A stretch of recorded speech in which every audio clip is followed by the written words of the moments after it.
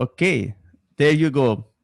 This is Satya, and we do a lot of work in SQL Maestros, blogging, recording video courses. So if you go to sqlmaestros.com, you can see a lot of content from us. And Satya has a credible experience working with SQL Server. He also focuses on internals, querying, programming, and performance tuning, and is always up to date with what's going on in SQL world. So Satya, over to you for your session on intelligent query processing part 2. So he continues from where I left yesterday. I did two things, two crisp demos. He's probably going to do another two or three. Satya, over to you.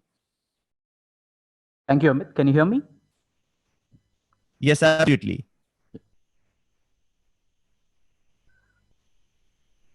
Yeah, please let me share the screen.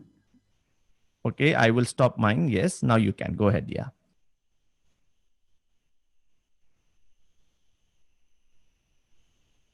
Yep, I hope all of you can see the screen as well. Yes, all well, Satya. You can be a bit louder and go ahead. Yes. Yeah. Good morning, good afternoon, and good evening, everyone, depending upon where you have joined from. And welcome to part 2 of SQL Server 2019 Intelligent Query Processing. Part 1 was done by Amit Bansal yesterday. So this is continuation from there. We will be covering two more demos. So before we move forward, thanks to our knowledge partners. So without knowledge partners' help, pulling out this big event wouldn't be possible. So thanks to all of them.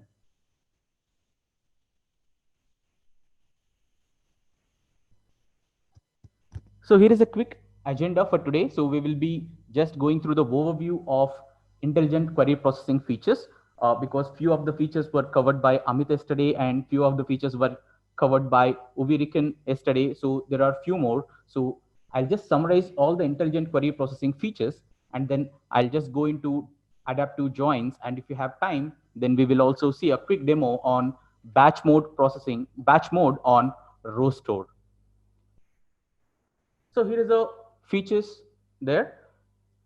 So in SQL Server 2017, Microsoft has come up with this feature family called adaptive query processing. So what is this adaptive means? So you do the mistake for the first time and learn from the mistakes in the subsequent executions. So you're adapting from the first mistake. So adaptive query processing feature family contains three features in the beginning in 2017. So there are adaptive joins, interleaved execution, and memory grant feedback for batch mode. So these are the things that were introduced as part of adaptive query processing in SQL Server 2017. So in SQL Server 2019, Microsoft has added few more to that feature family, and these are table variable deferred compilation, batch mode on row store, T-SQL scalar UDF inlining, and approximate query processing, etc. So out of these things, Microsoft has combined adaptive query processing and named all these features together as intelligent query processing features. So even adaptive query processing comes under intelligent query processing. So yesterday, Amit already covered memory grant feedback and from 2017 and table variable deferred compilation from 2019. Uvirikan has covered interleaved execution from 2017 and T-SQL scalar UDF inlining from 2019. So today I'll be covering adaptive joins batch mode and I'll try to cover batch mode on row store as well. So to run all the features that were introduced in 2017, you should be in compatibility level 140, that is SQL Server 2017. And to run features which were introduced in 2019, you should be running under compatibility level 150. So I hope this quickly summarizes the intelligent query processing feature family. So this is a feature family. That means in the upcoming versions, there will be more features will be added to this feature family. So we will quickly discuss a couple of things about batch mode adaptive joins and we'll go directly into the demos without any delay. So to run this batch mode adaptive joins, you should be under at least database level compatibility 140 or else higher. And this adaptive join feature right now is available only for the select statements. That means if you are performing insert, deletes, updates, and that needs data sets to be joined, and adaptive query process adaptive join feature is not available for inserts and deletes, etc. So generally, whenever you join two data sets in SQL Server, physically the two data sets can be joined in using three algorithms. As you know, nested loop, merge, and hash. So these are the three physical join algorithms that are available in SQL Server to join two data sets at a time.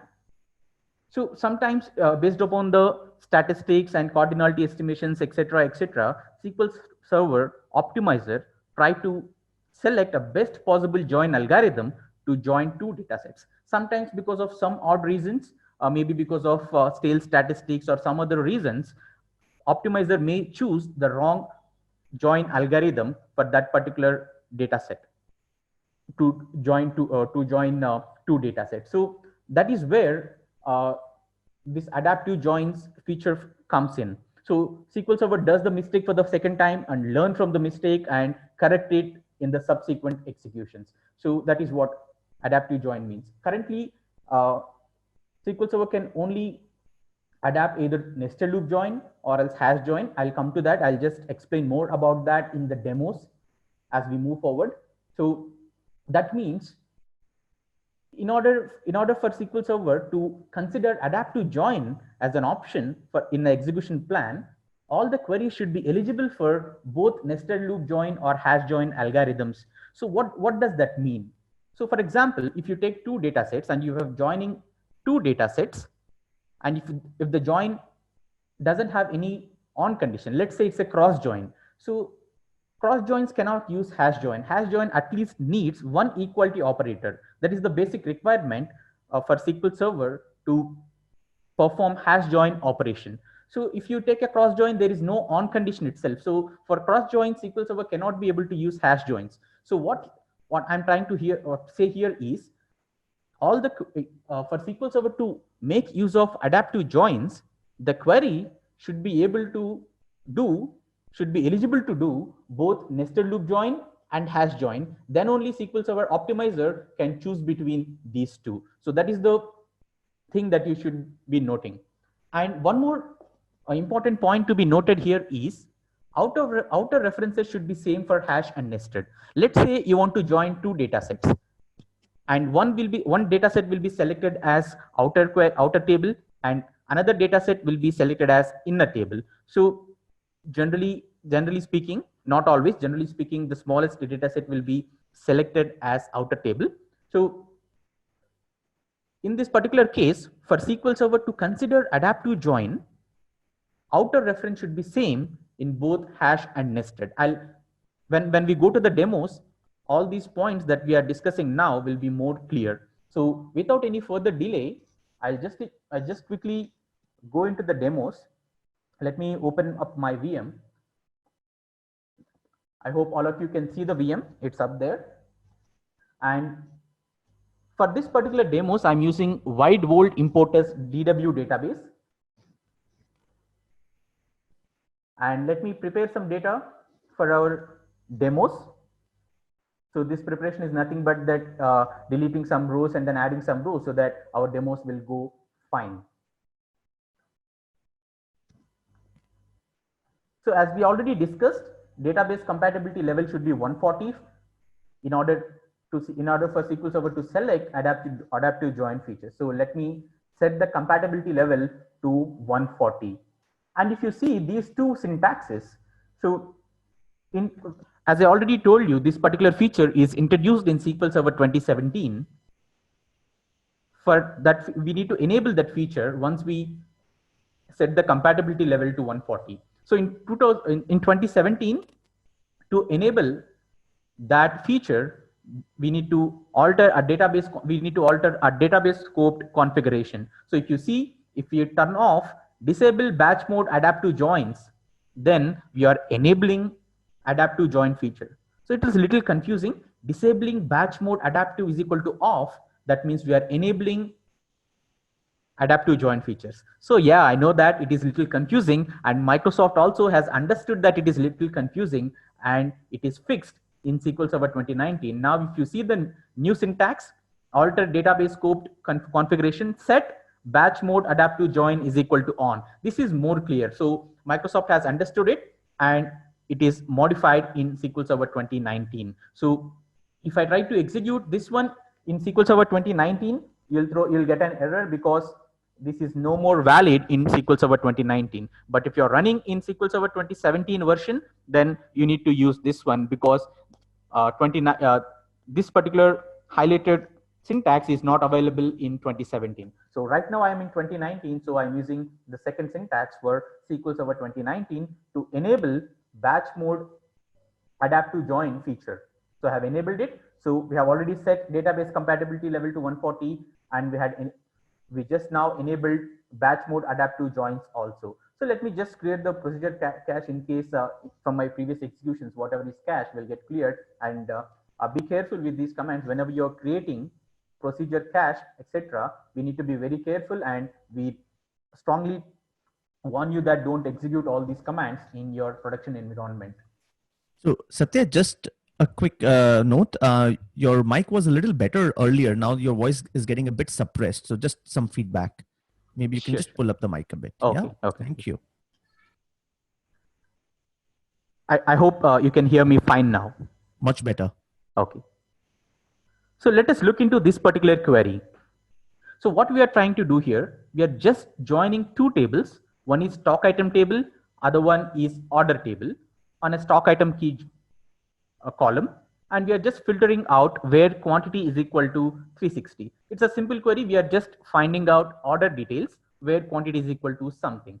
If I execute this query, and before executing, I'll make sure that I have enabled actual execution plan. And let me run this particular query. If I run and I go to execution plan, before that, if you see, there are 206 rows here. The output of this particular query is 206 rows. Let me go to the execution plan once. And if you see a new show plan operator called adaptive join here.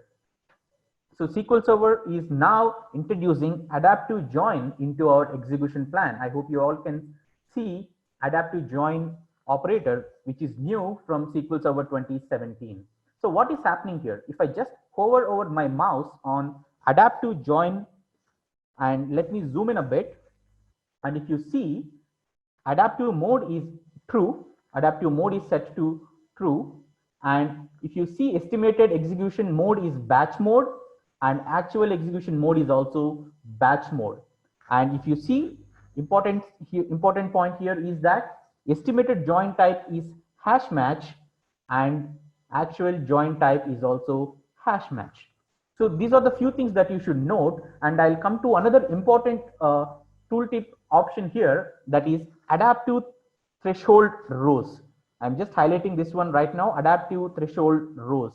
So right now it is 68.8.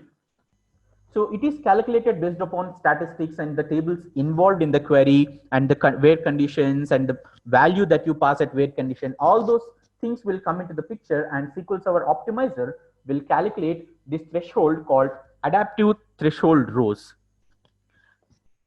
So if, as I told earlier, whenever we have two data sets to be joined, and SQL Server will select one data set as outer query and other data set as inner table, outer reference, and inner reference, I should correct myself. So if the number of rows written by the outer table, outer reference, is more than the threshold rows that we have discussed. I'll just repeat once again. If the number of rows repeated by if the number of rows given by the outer reference, that is here the column store index scan here in our case, if it is more than the threshold calculated, our threshold is 68.8, you can see already, and the number of rows written by our outer reference is 206. So 206 is greater than 68.8. So if the number of rows written by outer reference is greater than the threshold value, then SQL Server will select hash match operation to join these two data sets. If the number of rows written by the outer reference is less than the threshold value, then SQL Server will go ahead and use nested loop join for that. So this is what we call as adaptive behavior. I hope I am clear here. I'll just repeat once again. If the threshold, if the number of rows written by the outer reference is greater than the threshold value, then SQL Server will select hash match operation. If the number of rows written by the outer reference is less than threshold, then SQL Server will select nested loop operation. So here in our case, if you see, if I just hover the mouse over, if I just hover my mouse over tooltip in adaptive join, and if you see, actual number of rows are 206 and adaptive threshold rows is 68. So our actual join type is hash match here. So let me change our query a bit. So instead of passing the value for quantity in the where condition 360, I'll just pass 361 now. Let me execute this particular query and we'll go to execution plan. Before that, let's see the number of rows affected. There are 5 rows in the output. And let me go into the execution plan now. And the execution plan remains same. But if I hover my mouse over adaptive join, and if I zoom in a bit, estimated join type is hash match. But if you see the actual join type, it is nested loop. Why is it happening? If you see, the adaptive threshold of rows is 85 now, but actual number of rows that are transferring from the outer query is only 5. I'll just hover my mouse over column store index scan. I'll zoom in for you. And if you observe, actual number of rows are 5. Our threshold is 85. 5 is obviously less than 85. So that's why SQL Server has decided to go with nested loop join. So if I hover my mouse over adaptive join again, and I zoom in a bit, you can see estimated join type as hash match, but the actual join type as nested loop. Adaptive threshold is 85 now, as I already told you, based upon the tables involved in the query and the value that we are passing it to where filters, etc. The threshold value will change. So earlier, for the quantity is equal to 360, the threshold is different. For the quantity is equal to 361, the threshold is different now. So just because our actual number of rows that are transferred from the outer reference are less than the threshold value, SQL Server has gone ahead with nested loop join. So there is a few things that we need to discuss, because whenever SQL Server decides to go ahead with adaptive join, that means it needs generally estimates for hash match, and it requests for additional memory grant. For example, assume that SQL Server decides to go ahead with hash match join. So to do that hash match, SQL Server has to do the build phase. To do that build phase, SQL Server needs extra memory. So generally SQL Server may ask for that extra memory grant, assuming that it is going to do hash join operation. And remember one thing, just because of this assumption that SQL Server is going to do hash match, that build phase has to be done. And as you already know, build phase is a stop and go phase. Unless entire build is done, SQL Server cannot able to move forward with the other operations. So these two things are the little caveats, because for example, SQL Server decides to go ahead with a nested loop join, it's already asked for extra memory grant. So that is where a little things, but we need to compromise somewhere to get the better performance improvement. So this particular adaptive join feature is very, very good whenever you have a store procedure, for example, and you're passing an input parameter, and that input parameter is causing huge data selectivity issues. For example, if you pass one parameter, the output number of rows are only 10. If you pass another parameter, the output can be 1 lakh. So I'm just making some numbers just for the idea. So if this is the frequent behavior, one parameter, less selectivity, another parameter, more selectivity, and more number of queries are coming in like that, then you may need to consider turning this option on. So, and one more thing, have you, I'm assuming you must have already noticed, whenever you join two data sets, any physical join operation can only join two data sets. But in this particular execution plan, you can see 3 operations. I hope you can see 3 operations in this particular 3 arrow marks are coming to adaptive join. So on face of it, it looks strange, but what happens here is that whenever SQL Server decides to go ahead with a nested loop join, as we already told, outer reference should be same for both nested and hash. So clustered index scan will remain there. And whenever SQL Server decides to go with nested loop join, the data will come from this particular input. I just hover on cluster index key, cluster index seek, which is there on the bottom. And if you see, estimate actual number of rows are 5. At this particular point of time, the cluster index scan, which is there in between, has actual number of rows as 0. So this particular operator is just there for the representation that if at all we use hash match, then SQL Server will use the data from there. So let me show you that as well. So if I execute this particular query, which selected hash match earlier, and now if you see nested, this particular operator which was sending 5 rows earlier is 0 now, and we are getting the data from here, which is 672. Finally, the data will be less. So I hope the concepts are all clear here with respect to adaptive query processing. And I'll just quickly execute batch mode on row store as well. That doesn't take much time. I just have 5 more minutes, and then I have including Q&A. So I'll just quickly complete this one. So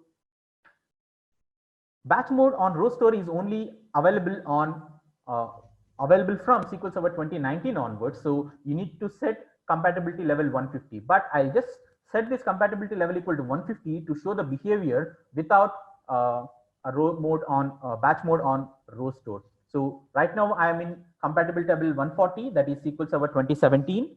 If I execute this particular query, which is doing some aggregations on top of order history extended table.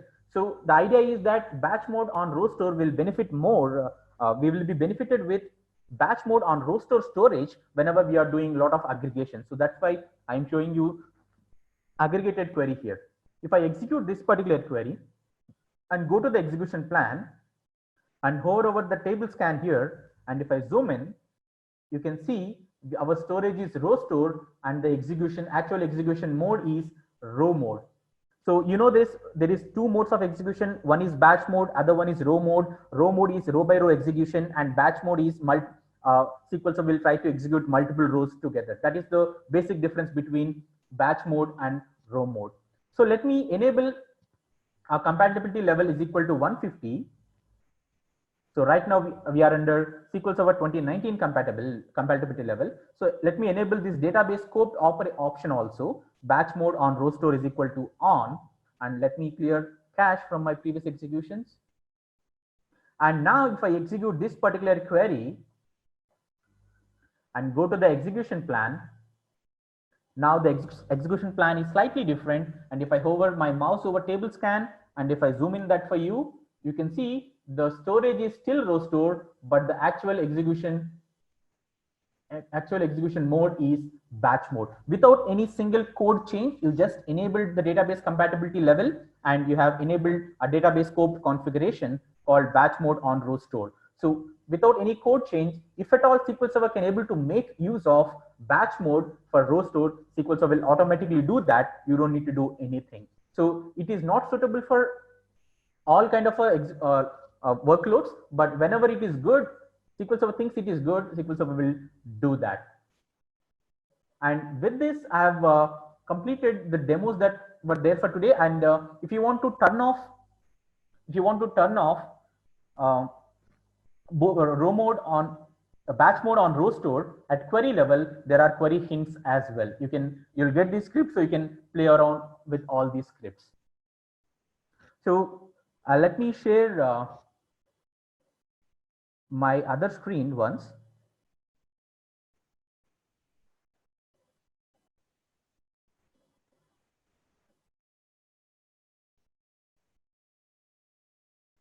As you already know, SQL Maestros is one of the knowledge partners for this virtual symposium.